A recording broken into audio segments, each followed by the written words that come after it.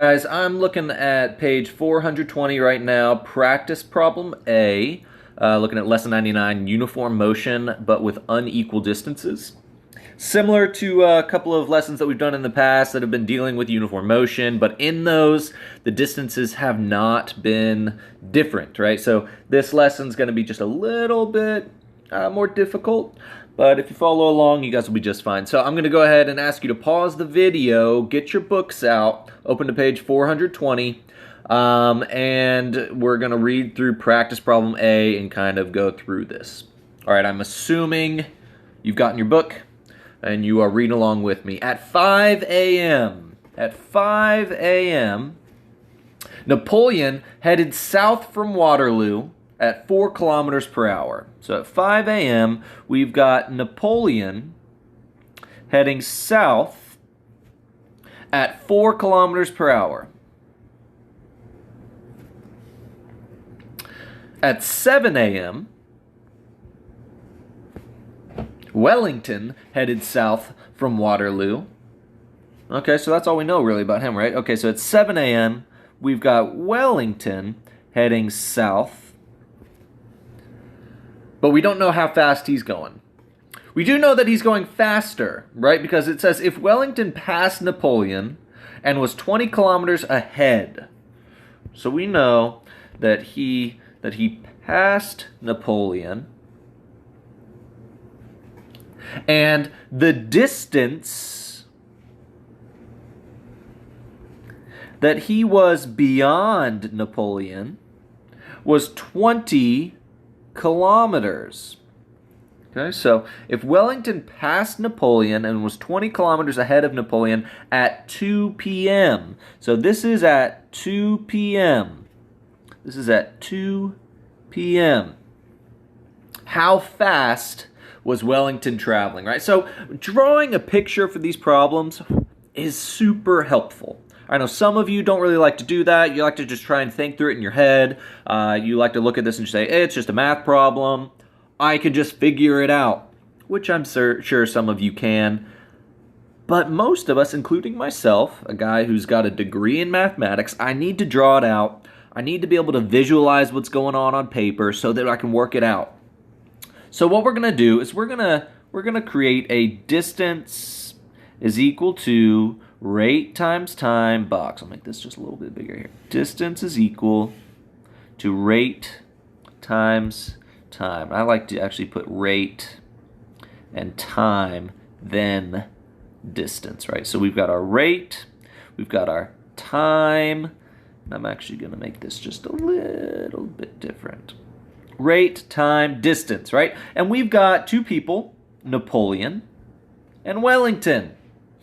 So let's take all the information that we know and plug it into this little box here. Okay, so I think the things that stick out first and foremost are the times, right? How long was Napoleon traveling if he left at 5 a.m. and got somewhere at 2 p.m., right? So we can count that up, right? We're going from 5 to 6, 7, 8, 9, 10, 11, 12, 1, 2, what is that, 9 hours? So he's been traveling for 9 hours, right? And in past problems, maybe we didn't know exactly how long he was traveling, and that was something that we had to solve to get the distance or get the rate. But here, we've just been given the time, which is fantastic, right? From 5 to 2 p.m., is 9 hours. What about Wellington? Wellington. He's traveling to Waterloo. Wellington started at 7, right? We see that. Wellington started at 7 a.m. and then he stopped traveling at 2. Notice, they ended at the same time. Well, if Napoleon was traveling for 9 hours and Wellington started 2 hours later, but ended at the same time, well, he's just going to be 2 hours less, right? 7 to 2, that's just going to be 7 hours. It's so great when we are given something like this, right? When we just know the exact numbers that we're dealing with for time. All right, what else do we know? Well, let's see. Napoleon was traveling at 4 kilometers per hour. Oh man, look how, this is just fantastic. 4 times 9. That's 36. That gives us the distance of Napoleon. Oh, it's just fantastic. 4 times 9, 36. Okay, well, what I'm looking for is the rate of Wellington, right? I'm looking for the rate that Wellington is traveling. Okay, well, how can I do that? Well, I know that Wellington has traveled 20 kilometers farther than Napoleon. Well, I mean, we can just take that and say, well, Napoleon has traveled 36, right? Napoleon traveled 36 kilometers. If he's traveled 36 kilometers, well, then how far has Wellington traveled? Just 20 more, or 56. I don't even have to construct an equation to solve this, right? I can just look at this and say, well, then the rate at which Wellington is traveling has to be whatever we can multiply 7 by to get 56. Or we just divide 56 by 7 and we get 8, right? The rate at which Wellington is traveling is 8 kilometers per hour. So looking at just the lack of equation and this rate times time equals distance box, this problem looks so simple. But it looks so simple because we took the time to draw out and label what is going on. Okay, so let's go ahead and look at problem B. Let's look at problem B. And you can, if you want to go back through, see how we set that up, you can just pause this or rewind it, whatever, watch it again, make sure you're good to go. Okay, so let's look at B. Again, on top of page 420, it says Helen has a 4-kilometer head start on Paris. So you know what I'm going to do? I'm going to draw myself a picture. I'm going to draw Paris. Yeah, let's just write P for Paris. And then we've got Helen. Can't remember if this is Greek or Roman mythology, Helen and Paris. It's one of them. And we know that the distance between them is 4 kilometers. Helen has a 4-kilometer head start on Paris. How long will it take Paris to catch Helen if Helen travels at 6 kilometers per hour? So we know Helen is traveling at 6 kilometers per hour. And we know Paris is traveling at 8 kilometers per hour. Well, if somebody is given just a distance head start, what do we know about their starting time? All right, what do we know about their starting times? Starting time. Well, it just says that she has a distance head start, not a time head start. So their starting time is the same. What do we know about their ending time?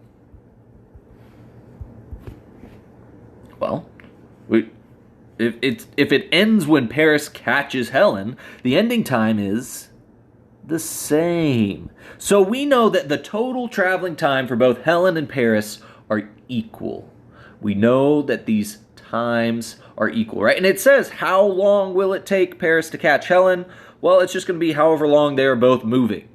Okay, so let's take this picture and construct our chart, right? Remember, rate times time is equal to distance. We're going to have two different distances for Helen and Paris. And I remember in years past what I would do for these is I'd draw little pictures for Helen.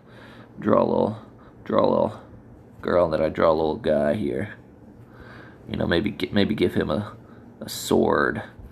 Maybe give her a shield. I don't know. Something of the sort. Try to make it fun. Okay, so we've got Helen and Paris. What do we know about them? Well, we know their rates. Helen is moving at 6 kilometers per hour. We know Paris is moving at 8 kilometers per hour. We do not know, I repeat, we do not know their times, but we do know that they are equal, right? So I can plug in the same variable for both of those because the time that Helen is traveling is equal to the time that Paris is traveling. Okay, so we know the distance Helen is traveling is 6t, and we know the distance Paris is traveling is 8t. Well, we can't set these equal to each other, right? What we do know, though, is look at this. We know that the distance that the distance that Helen is traveling is equal to the distance that Paris traveled minus 4. Right? We see Helen has not traveled as far because Paris was going faster and running for the same amount of time. So he's run 4 kilometers further than Helen.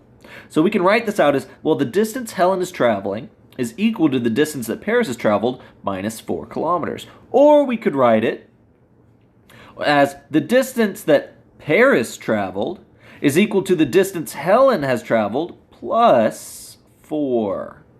Right? Either one of these equations is going to work out just fine in solving for the distance or the time in this problem. Okay, so let's take, let's do the second one here. Let's do the distance that Paris has traveled is equal to the distance that Helen has traveled plus 4.